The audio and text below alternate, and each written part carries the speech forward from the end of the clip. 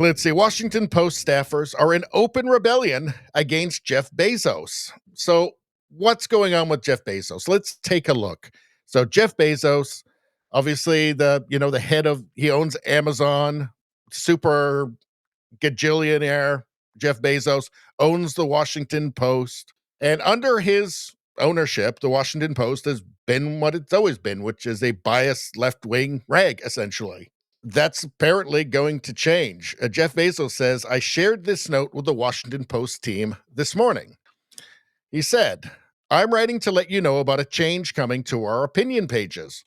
We are going to be writing every day in support and defense of two pillars: personal liberties and free markets. Really? This is something very, very interesting. This is that sea change that's happening right now. We'll cover other topics too, of course, but viewpoints opposing those pillars will be left to be published by others. Now, why any newspaper, why any journalist would want to oppose personal liberties and free markets is beyond me. I mean, particularly the personal liberties part, like free speech. Of course, we find ourselves in an age where there seems to be almost unanimity amongst, the elite journalist class in absolutely despising free speech, their own right to dissent. Bizarre, is it not? So you'd think this would be something welcome for the Washington Post staff, although I guess they are all authoritarian leftist commies. So then they wouldn't. So he says, yes, we'll cover other topics too, of course, but viewpoints opposing those pillars will be left to be published by others. Yes, communists. There was a time when a newspaper, especially one that was a local monopoly, might have seen it as a service to bring to the reader's doorstep every morning a broad-based opinion section that sought to cover all views. Today, the internet does that job, but let's not pretend that the Washington Post was doing that job. Let's not pretend that at all, right? Obviously, it wasn't. It was propaganda, leftist propaganda. I am of America and for America, and proud to be so. Our country did not get here by being typical, and a big part of America's success has been freedom in the economic realm and everywhere else. Freedom is ethical. It minimizes coercion, and practical. It drives creativity, invention, and prosperity. This is all obvious, right? This is obvious. I mean, it's actually weird that this would need to be said, that actually this course would need to be taken by Jeff Bezos, right? That he would need to steer this newspaper away from authoritarian leftism.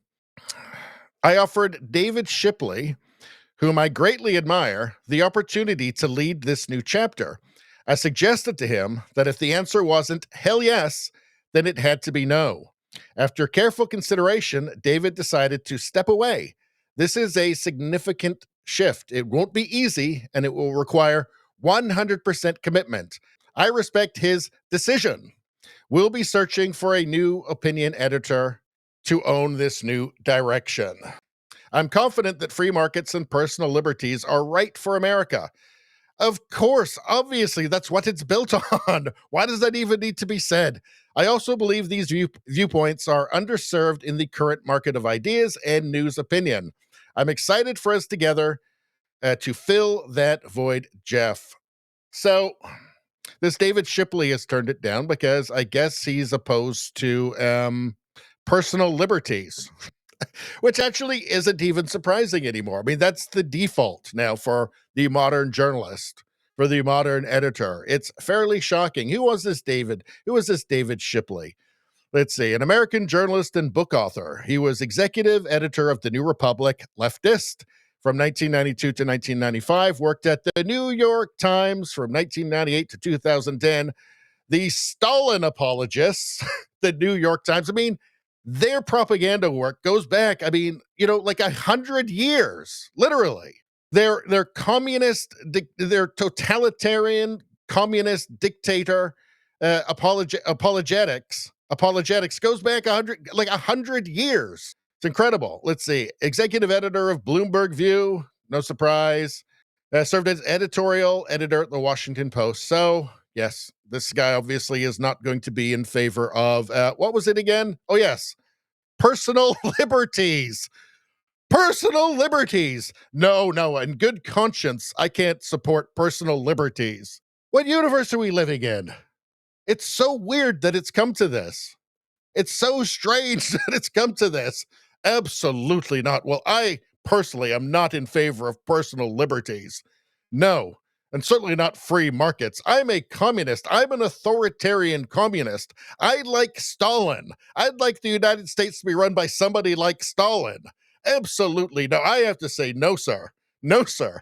I will not be the opinion page editor. Not if it's going to be for supporting things like personal liberties. That's fascism or something. I mean, how would I know? I'm just a journalist. What a weird world we live in. What a strange world that we live in. Anyway, that's all I'm going to say about that. Please like, share, and subscribe. Subscribing really helps me out. I thank you for that. I will see you next time.